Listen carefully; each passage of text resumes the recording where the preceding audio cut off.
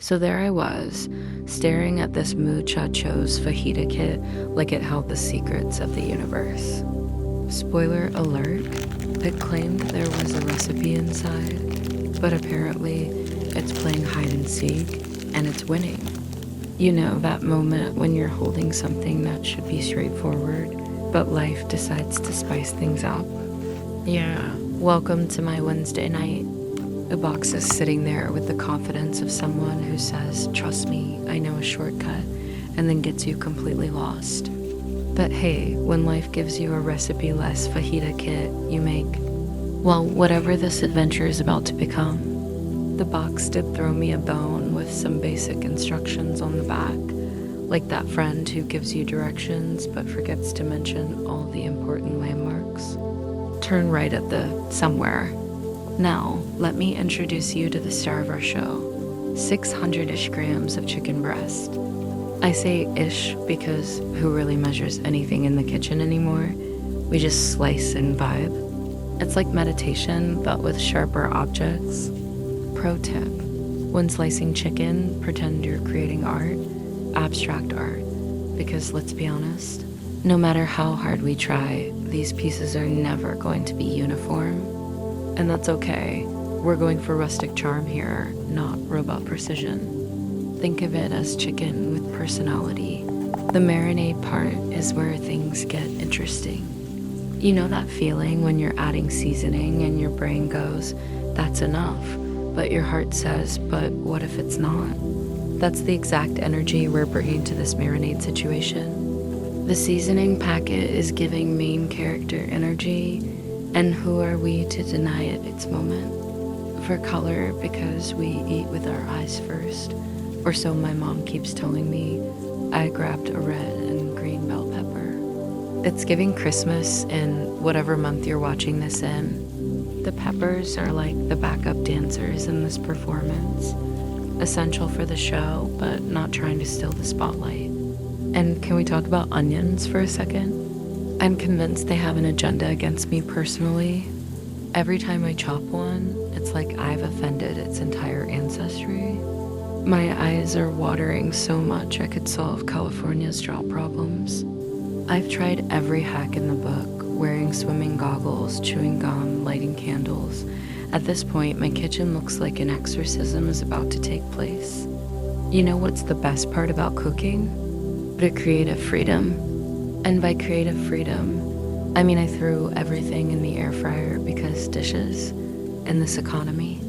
The air fryer is basically the introvert's dream appliance. Just throw everything in and let it do its thing while you contemplate life's big questions, like why do we park in driveways but drive in parkways? Oh, and because every main character needs a sidekick, I added some French fries. Not traditional, maybe delicious. Absolutely. It's like bringing your cool cousin to a formal family dinner. They might not belong there technically, but they make everything better. My relationship with my air fryer is getting serious, by the way. We might need to have the exclusivity talk soon because my microwave is starting to get jealous. The other day, I caught it flashing 12 o'clock at me repeatedly, even though I definitely set the time. That's passive-aggressive kitchen appliance behavior if I've ever seen it. While our chicken and peppers are having their spa moment in the air fryer, let's talk about the assembly process. It's like Lego, but edible. And unlike Lego, stepping on a drop tortilla won't send you into witness protection. First layer, salsa fresca. Spread it like you're trying to convince someone you definitely meant to make it this messy. It's not a mistake, it's artistic expression. Layer 2. Our chicken and pepper masterpiece. Don't be shy. Channel your inner generous aunt who insists you're too skinny. You know, the one, she's probably trying to feed you right now. Layer 3, a generous dollop of sour cream because we're not here to count calories, we're here to count memories.